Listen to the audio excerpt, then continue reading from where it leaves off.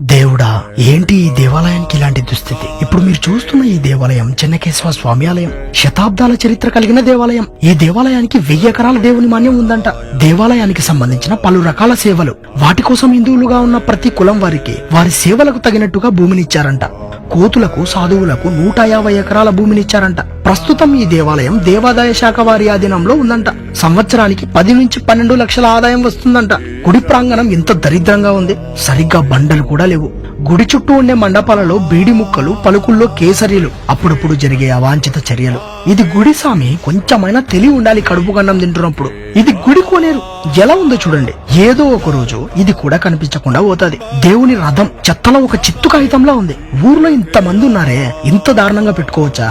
ఇదే మన ఇంట్లో అయితే ఇట్లా పెట్టుకుంటామా? మీరే ఆలోచించాలి. ఇక్కడ హైలైట్ పాయింట్ ఒకటి ఉంది. రీసెంట్ గా ఇక్కడ పెళ్లి జరిగిందంట. శుభకార్యం చేసుకున్నారు, దేవుని ఆశీస్సులు తీసుకున్నారు. కానీ ఎందుకని ఎంగిలి ఇస్తరాకులు గుడి ప్రాంగణంలో వదిలేసి వెళ్లిపోయారు? ఏం మనుషులు సామి, మీకు పెద్ద దండం. గుర్తుపెట్టుకోండి, దేవునితో ఆటలాడుతున్నారు. ఏదో ఒక రోజు భారీ మూల్యం చెల్లించక తప్పదు. ఈ దేవాలయం నంద్యాల జిల్లా నందికొట్కూరు తాలూకాలోని మిడ్తూరు గ్రామంలో ఉంది.